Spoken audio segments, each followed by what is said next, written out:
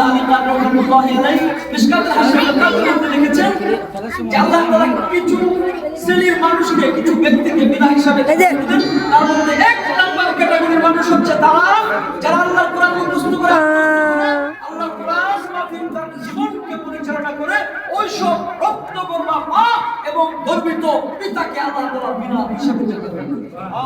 এটি হচ্ছে কোরআনের মর্যাদা, আবেদ আলেমের কিতাবের মর্যাদা।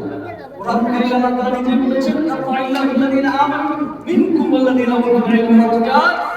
উতুল ইলমানে যারা আলেম, তাফসীর কুরআন থেকে শুরু করে সমস্ত মুফাসসিরিন کرام উতুল ইলম ব্যাখ্যা করেছেন যারা আলেম, যারা ঈমান এনেছে, পরে ইলম অর্জন করেছে, তাদের মর্যাদা দারাজাত আর শব্দের মর্যাদা স্টেপ শুরু করে রাখবে কত করে এর সীমা লেখা।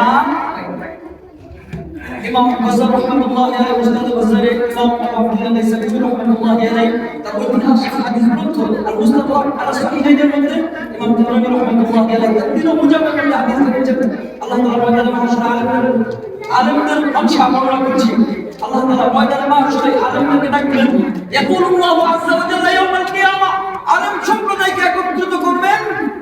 ইয ক্বাদা আলা কুরসিহি লিফাসলি ইবাদি, সমস্ত আলেমদের সামনে আল্লাহ তাআলা তার মানসা অনুযায়ী চেয়ারের মধ্যে আসন গ্রহণ করবেন। লিল উলামা, আলেমদেরকে উদ্দেশ্য করে যে কথাটা বলবেন, ইন্নী লাম আজআল ফীকুম ইলমি ওয়া ইলমি ইল্লা ওয়া আনা উরিদু আন আগফির লাকুম আলা মা কানা ফীকুম মিনাল ওয়ালি ওয়া আলামা, আমি তোমাদেরকে আমার জ্ঞান, আমার প্রজ্ঞা, আমার ইলম শুধুমাত্র এই জন্যই দান করেছিলাম যে আমার আগে থেকে সিদ্ধান্ত আর ফয়সালা তোমাদের গুনাহ থাকা সত্ত্বেও আমি তোমাদেরকে মাফ করে দেব।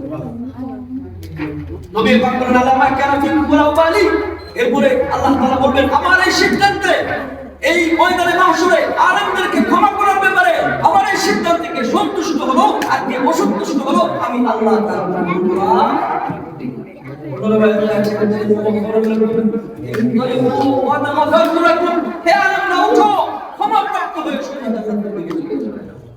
আলেমের বংশ মর্যাদা কোরআনের আজিমত বর্ণনা করা।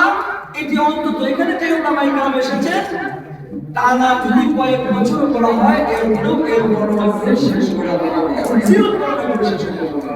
শুধুমাত্র একটি কথা না কাটিয়ে আপনারা সেটা বলেছেন হুজুরকে সামনে বসিয়ে রেখে এখানে কথা আল্লাহ করে এখানে আমাদের পর্যায়ে ঘুরে যাবে। আল্লাহ তাআলা যা কিছু এই ভিডিওতে বলা হয়েছে উলামায়ে কেরাম এসেছেন, আপনারা এই মাদ্রাসার মধ্যে আপনাদের বাচ্চাদেরকে দিয়ে দ্বীন, ইসলাম, শিষ্টাচার, নৈতিকতা, ইসলামের ইতিহাস, ঐতিহ্য, যেমন করে একদিন থেকে মানবিক মূল্যবোধ এবং ভ্যালু সোশ্যাল আইডিওলজিক্যাল মূল্যবোধ এটা শিক্ষার ক্ষেত্রে কোরআনের শিক্ষা, ইসলামের শিক্ষা গ্রহণ করব।